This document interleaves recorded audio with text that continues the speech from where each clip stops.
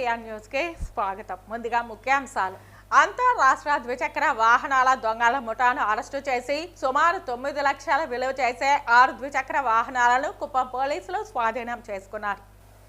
తిరుపతి జిల్లా శ్రీకాళహస్తి మండలం చెయ్యవరం గ్రామానికి చెందిన డ్వాక్రా సంఘాల సొమ్ము 2 కోట్లకు పైగా సంఘమిత్రాలు చేతివాటం ప్రదర్శించి కాజేశారు.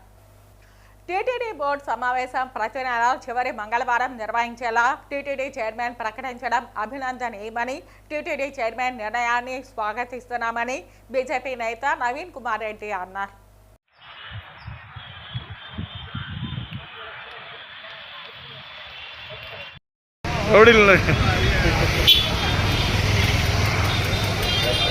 తమిళనాడు రాష్ట్రానికి చెందిన 4 నిందితులను కుప్పం పోలీసులు అరెస్టు చేశారు. వారి వద్ద నుంచి సుమారు 9 లక్షల విలువ చేసే 8 ద్విచక్ర వాహనాలు స్వాధీనం చేసుకున్నారు.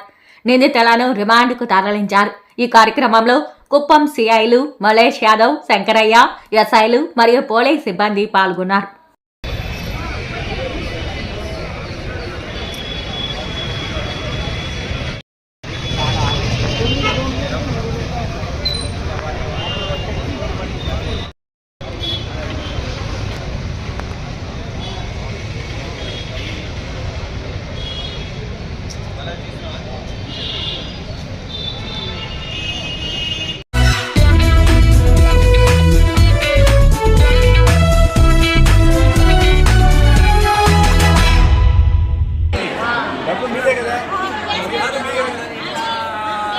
తిరుపతి జిల్లా శ్రీకాళహస్తి మండలం చెయ్యవరం గ్రామానికి చెందిన డ్వాక్రా సంఘాల సొమ్ము 2 కోట్లకు పైగా సంఘమిత్రాలు చేతివాటం ప్రదర్శించి కాజేశారు. ఈ విషయానికి సంబంధించి బ్యాంక్ అధికారులను వివరణ కోరగా, ఈ సొమ్ము మాకు జమ చేయలేదని, బ్యాంక్ మీకు నోటీసులు పంపుతుందని, మీరు తిరిగి చెల్లించాలని స్పష్టం చేశారు. దీంతో డ్వాక్రా సంఘాల సభ్యులు లబోదిబోమంటున్నారు. దీనిపై సమగ్ర విచారణ జరిపించి మాకు న్యాయం చేసి మేము చెల్లించిన సొమ్మును తిరిగి తమ ఖాతాలకు జమ చేయాలని ఈ రోజు తిరుపతి కలెక్టర్ని కలిసి అర్జీ రూపంలో తమ బాధను విన్నవించుకున్నారు. దీనికి స్పందించిన కలెక్టర్ తగు విచారణ జరిపించి బాధ్యులపై కఠిన చర్యలు తీసుకుంటామని, తమకు న్యాయం చేస్తామని హామీ ఇవ్వడంతో ఆందోళన కార్యక్రమాన్ని విరమించారు. ఈ కార్యక్రమంలో దాదాపు 54 గ్రూపులకు సంబంధించిన డ్వాక్రా మహిళలు పాల్గొన్నారు. ఒక మనిషికి అసలే సంతకం పెట్లా ఏం పెట్లా అన్ని తీసుకునేసింది అమ్మ మునిలక్ష్మి. ఆమె దానికి సార్ మా డబ్బులు పెట్టొస్తుంది సార్. మేము కూలు నాలా చేసి మాకు బ్యాంకులో సార్ నగలు ఉన్నాయి సార్. 5 లక్షలు అప్పు చేస్తాం సార్. దీంట్లో మాత్రం అప్పు నగలు జప్పు చేస్తామన్నారు సార్. మేము ఏం చేశారు సార్? నోటీసు పంపించారు సార్. ఈ మాదిరిగా చేశారు సార్.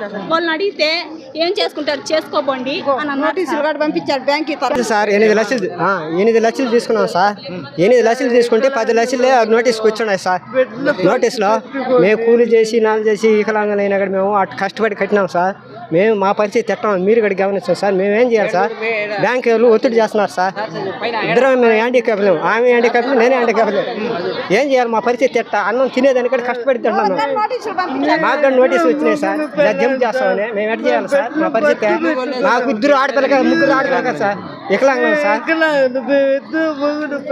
పిల్లకాయలు చదివించుకునే దానికి గవర్నమెంట్ స్కూల్లోనే వేసినాం సార్. నేను చదివించుకునే శక్తి లేక ఆ పెన్షన్తో వస్తాయంటే దాంతో బతుకుతున్నాం సార్. మేము పొద్దు పెట్టి అల్లాడికి మేము కూడా ఈ పరిస్థితిలో ఉన్నాం. చూడండి సార్, మీరు కూడా ఒకసారి.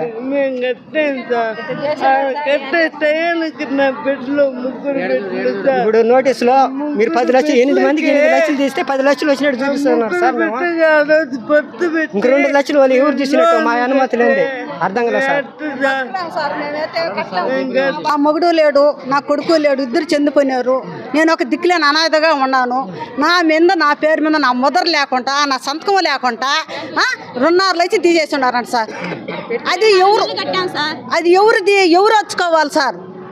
నోటీసు పంపించండి. ముల్లెచ్చమ్మ మున్సాకరి చేసి ఆడవాళ్ళు బేల్దారు మగాళ్ళు కూడా బేల్దారు పని పోయి చంపాచుకొని కడతారు 10 మందిలో. నాటు పోయినారంటే 10 అయినా కూడా సార్ ఏ పురుగు ముట్టినా కూడా దిక్కులా, కానీ కష్టపడేసి వచ్చి పొదుపులు అన్ని మాట పడకూడదని కడతారు మా ఊరు వాళ్ళందరూ కష్టపడి. సొంత అప్పు చేసి బర్రెలు పెట్టుకొని చేయలేని వాళ్ళమే బర్రెలు పట్టుకొని మేపుకొని తెచ్చి కట్టి పొదుపులో కడితే 1 రూపాయి కానీ కట్టకుండా మాకు అప్పు చూపిస్తే బ్యాంక్ వాళ్ళు నోటీసు పంపిస్తున్నారు. మా ఏదైనా కరువు పని ఏదైనా చేసుకుని కూలి కూడా ఆ బ్యాంక్ సీల్ చేసేస్తున్నారు, దానికి ఇంటి లాక్ చేసేస్తున్నారు సార్ బ్యాంక్ వాళ్ళు. ఏం సార్ అని అడిగితే మాకు జీరో లేకుండా ఉంటే చాలమ్మా, మాకు వస్తే ఇంట్రెస్ట్ ఇస్తే చాలు మాకు అనేసి అంటున్నారు బ్యాంక్ మేనేజర్లు అడిగితే. ఏమంటే అంటే మీకు కార్యం అంటారు, ఎవరో చనిపోయినారని అని చెప్తారు. Union bank sir, Andhra bank sir, union bank Andhra bank sir, Kalashri sir bank మా Kalashri union bank sir. Manager అడిగితే ఆ మాట అంటారు. అడిగితే మాకేం సంబంధం లేదమ్మా మీరు కట్టాలనేసి అంటారు. సంఘమిత్ర పెట్టింది వాళ్ళే, బ్యాంక్కి సంఘమిత్ర ఆమె వస్తేనే డబ్బులు ఇస్తారు, రాకపోతే డబ్బులు ఇరు. ఏదైనా అడిగినా కూడా డబ్బులు ఇరు. రాకపోతే ఆమె వస్తే చెప్తేనే వాళ్ళతోనే వాళ్ళు చేస్తారు. ఎంటర్ చేయరు మమ్మల్ని. మిషన్ ఎంటర్ చేశాను సార్ బుక్ అంటే మా మిషన్ పని చేయలేదు అంటారు. ఎన్ని నెలలు దాదాపు సంవత్సరం దాకా తిరిగినా నేనైతే. ఎంటర్ లేదమ్మా, ఎప్పుడు ఎంటర్ ఇంకే మేము ఎంటర్ లేసేది సార్. మేము కూలి చేసుకుని బర్రెలు మేపుకునే వాళ్ళవి. ఆ బర్రెలు ఉంటాయా ఈ రోజు కూడా ఇంటికన్నా కట్టేసి వచ్చినారు సార్. బర్రెలో ఎవరు లేరు మాకు, ఒంటిగా కాపురం అమరిగా చేసుకుని వస్తున్నాం సార్ మేము. మా కడుపు ఎందుకు సార్ ఈ మరిగా మేము తిరిగేది అన్నం నీళ్ళు లేకుండా ఈ మరిగా 8 నెలలు వచ్చాయి. ఇప్పుడు ఆగస్టు నెలలో టాక్స్ సార్ మేము ఇది బయటపడ్డా. అప్పుడు టాక్స్ తిరుగుతూనే ఉన్నాము. అమ్మ సమాధానం లేదు, ఇంట్లోనే ఉన్నాను. టీసీ రాదే మేడం ఈవా వాళ్ళు ఏమని చెప్పారు, మేము కట్టిస్తాం. ఆ ఇంటి మీద పోయినారు, ఎవరని చేసినా మాకు స్పూచి లేదని చెప్పినారు సార్. ఆ మాట ఇన్నే మేము గమ్మునున్నాము.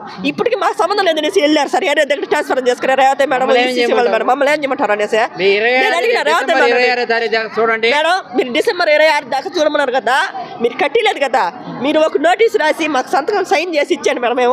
మేము కేసు పెట్టుకుంటామంటే మీరు వెళ్ళకాదని చెప్పినారు కదా, మేము ఎందుకు పెట్టిస్తాను అనేసి అన్నారు సార్ రేవతే మేడం.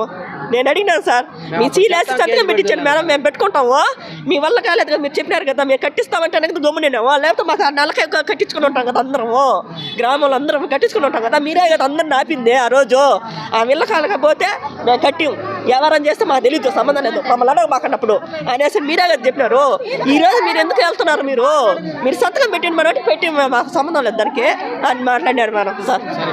శ్రీవరం గ్రామం, అది శ్రీవరం గ్రామం, తొట్టంపేట మండలం, శ్రీకాళహస్తి, తిరుపతి జిల్లా.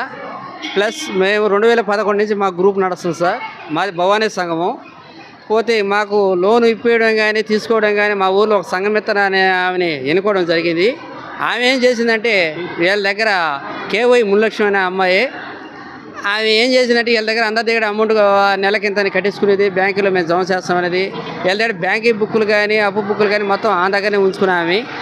వీళ్ళు ఏదైనా అడిగితే మీకేమమ్మా మేము మా మీద నమ్మకం లేదా, మేము కడుతున్నాం కదా ప్రతి నెల, ఇదో మీకు రాయిస్తున్నాం చూడని చెప్పి వీళ్ళకి ఒక బుక్ అనేది ఒకటి తయారు చేయడం జరిగింది సార్. ఆ బుక్లో రాసి చేసేది ఆమె. ప్లస్ వండుకొని బ్యాంకింగ్ మిత్ర సంఘమిత్ర రెండుకి సంబంధించిన ఆమెను ఆమె ఏం చేసినట్టు 2017లో మాకు మళ్ళీ లోన్ ఇప్పడం జరిగింది. అది క్లోజ్ చేసాము. మళ్ళీ 2022లో మళ్ళీ మాకు లోన్ ఇప్పడం జరిగింది. సుమారు ఒక 10 మంది మా గ్రూప్లో ఉన్నారు. ఆ గ్రూప్లో ఉండే లీడర్లు వచ్చేసి కొంచెం ఒక అమాయకులు, వాళ్ళకి ఏమి తెలియని కూడా తెలియదు. వాళ్ళని ఏం చేసినట్టే, అమ్మ మీ బ్యాంక్ బుక్లు అన్నీ ఇవ్వండి, మీకు మనిషికి 2 లక్షల లెక్కన మేము లోన్ ఇప్పిస్తామని చెప్పడం జరిగింది. అదే ప్రకారంగా 20 లక్షలు వాళ్ళకి లోన్ మంజూరు చేసింది. అదే అమ్మాయి పోయి బ్యాంకుకి పోతే ప్లస్ వీళ్ళు ఏం చేసినారంటే ఆ అమ్మాయికి ఇవ్వడం ఏం చేసిందంటే 17,44,000 మాత్రమే వీళ్ళకి ఇవ్వడం జరిగింది. 2,60,000 రూపాయలు మాత్రం పట్టడం జరిగింది. అమ్మాయి ఇట్లా మాకు 20 లక్షల లోను మా మీద రాజైనవి కదా, మాకు 2 లక్షల చూపున మాకు పంచాలి కదా అని అడిగితే, అమ్మ మళ్ళీ మీకు వెనక్కి 20,000 రూపాయలు మీ అకౌంట్కి పడుతుంది, ప్లస్ మళ్ళీ వడ్డీ కింద 6,000 జమ అవుతుంది అని చెప్పడం జరిగింది. సరే అదే ప్రకారం వీళ్ళు ఏం చేస్తున్నారంటే ఒక 24 నెలలకు తీరిపోయే లోను మనకి ఇచ్చింది 2,40,000 కదా, మనకి 24 నెలలు తీరిపోయింది కదా అనుకోకుండా వీళ్ళు 27 నెలలు పూర్తిగా ఆమె దగ్గర ఇవ్వడం జరిగింది. అమ్మ ఏమ్మా 27 నెలలు అయిపోయింది కదా, మాకు ఎందుకు ఇప్పుడు దాకా లోన్ ఇవ్వలేదు కదా, మాకు లోన్ తీద్దురని అడిగితే లేదు నేను రేపు నెలలో తీపిస్తాను అనేసి అన్నది. సరే ఎటైతే అటోదని చేసి మేము బ్యాంక్ దగ్గరికి వెళ్ళాము. వెళ్ళేటప్పటికి ఏమమ్మా మీరు పూర్తిపై కట్టలేదని అడగడం జరిగింది. ఏం సార్ మేము 27 నెలలు కట్టినా వద్దో మా బుక్లో రాసిన చూడు, మా ముల్లక్ష్మి మీ సంఘమిత్ర ఈవో లీడర్ అని మేము అడగడం జరిగింది. వాళ్ళు వండుకొని బోల్తంతా మాకేం పని అమ్మా మీరు కట్టలేదన్నది. కాదు సార్, మేము కట్టినాం సార్ 27 ఏళ్ళకి. మేము అప్పుడు అమౌంట్ లెక్క చేస్తే ఒక మనిషి 72,000, నెలకి ఒక మనిషికి 7,200తో 72,000 అయ్యింది. ఆ 72,000 నెల మేము కడుతున్నాం కదా సార్. ఇప్పుడు మళ్ళీ ఇట్లా లేదంటారు. మేము కట్టిన నెలకు లెక్క చేస్తే 19,44,000 అయింది కదా. ఇప్పుడు మళ్ళీ మీరు మాకు ఇచ్చిన ఎంత, మీరు కట్టించుకున్నది ఎంత అంటే వాళ్ళతో మాకేం పని అని అన్నారు. అట్లా కాదు సార్, మీరు పెట్టుకున్న వాళ్ళే కదా, మీరే కదా వాళ్ళని నిర్ణయించింది. ఒక గ్రామంలోకి వచ్చి ఒక సంఘ మిత్రు, బ్యాంకు మిత్రుగా అని మాకేమైనా తెలుసా అని చెప్తే, లేదమ్మా అది మాకు అలాంటి సంబంధం ఏం లేదు, మేము ఎప్పుడైనా సరే మీ ఇళ్ళకైనా బేగాలు వేసే అంత ఇది మా దగ్గర ఉంది, లేదు ఖచ్చితంగా మీరు ఇది డబ్బులు కట్టుకోదని మళ్ళీ చెప్పడం జరిగింది. అట్లా కాదని చెప్పేసి మేము నిర్ణయానికి వచ్చి ఊళ్ళో వచ్చేసి సంఘమిత్రులు, ఈవో లీడర్లు వీళ్ళందరూ కలిసి మన టీసీ మేడం అనే ఒక ఆమె, రేవతి మేడం అనే ఒక ఆమె ఉండేది. ఆమె ఏం చేసిందంటే, అయ్యా మీరు ఊరు అరవద్దు, మగవాళ్ళు ఇది ఆడవాళ్ళ విషయము, ఎట్లా జరిగిందో అది ఊరు వాళ్ళు తప్పు జరిగిందో నేను న్యాయం చేస్తాము అని డిసెంబర్ 26వ తేదీ దాకా నువ్వు చూడు, అట్లాగానే మీకు కానీ అది కానీ పరిష్కారం కాకపోతే కంపల్సరీగా నేనే వచ్చి మా ద్వారానే మేము కంప్లైంట్ ఇప్పిస్తామని చెప్పడం జరిగింది. ఏమమ్మా 26వ తేదీ అయిపోయింది కదని చేసి మళ్ళీ డిసెంబర్ 26లో తర్వాత మేము అడగడం అక్కడికి, లేదయ్యా మీ ఊర్లో కూడా సమస్య ఏమి లేదు, నేను వేరే దగ్గర ట్రాన్స్ఫర్ అయిపోయినాను అనేసి అని చెప్పడం జరిగింది. అట్లా ఎందుకు చెప్తున్నామమ్మా అనేసి అంటే, మీరు ఏడైనా చెప్పుకోకపోండి, ఏమైనా చేసుకోకపోండి, అంతకుమించి మేమేం చేయలేము అనడం జరిగింది. అప్పటి నుంచి మేము బ్యాంకులో పోయి అడిగితే బ్యాంకులో ఏమంటే, అయ్యా ఖచ్చితంగా మీకు నోటీసులు వస్తాయి, మీరు అమౌంట్ కట్టాల్సిన అనడం జరిగింది. కంపల్సరీగా ఇట్లా చేస్తే ఎట్లా సార్, మేమంతా పేదవాళ్ళం, మేము ఇంకెక్కడికైనా పోతే మేమైతే ₹1 కట్టలేము అని మా బాధలను వెళ్ళబోస్తే, ఆయన ఉండుకొని మీకు ఎప్పుడైనా సరే మీ ఇళ్ళకి వచ్చి బేగాలు వేసేది మాత్రం వాస్తవమేనా చెప్పడం జరిగింది. ఒక సెకండ్ మళ్ళీ ఇంతలేకే సంఘమిత్ర వచ్చి మునిలక్ష్మి, మాకు ఫ్రాడ్ జరిగింది వచ్చి 1,28,76,082 రూపాయలు. దాంట్లో 41,46,150 రీపేమెంట్ అయింది.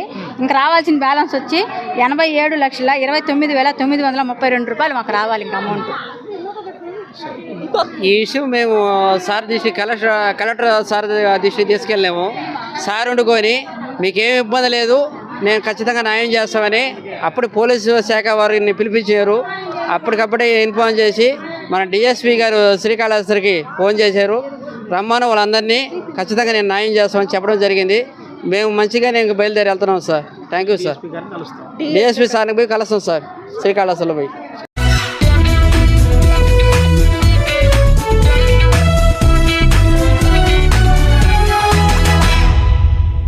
తిరుమల శ్రీవారి దర్శనార్థం, కొండకొచ్చే భక్తుల సౌకర్యార్థం ఎటువంటి సౌకర్యాలు టీటీడీ బోర్డు సమావేశం అనేక సంవత్సరాలుగా తిరుమల కొండపై ఉన్న అన్నమయ్య భవన్లో నిర్వహిస్తున్నారు. దీని కారణంగా టీటీడీపై అదనపు ఆర్థిక భారం పడుతుందన్నారు. అందులో ప్రధానంగా టీటీడీ బోర్డు సమావేశాల సందర్భంగా తిరుపతి టీటీడీ పరిపాలనా భవనంలోని అన్ని శాఖల విభాగాధిపతులు వారి వాహనాల్లో ఒక్కొక్కరిగా మాత్రమే తిరుమల కొండకు వెళ్లడం, సమావేశం వెలుపల వేచి చూడడం, పిలుపు వస్తే సమావేశ మందిరంలోకి వెళ్లి సభ్యుల ప్రశ్నలకు సమాధానాలు ఇవ్వడం జరుగుతుందన్నారు. టీటీడీ బోర్డు సమావేశం సందర్భంగా తిరుపతిలోని టీటీడీ పరిపాలనా భవనం నుంచి తిరుమలకు వెళ్లే అధికారుల వాహనాల ఇంధనం ఖర్చులు, సమయం వృధా కాకుండా చూడాల్సిన బాధ్యత బోర్డుపై ఉందన్నారు.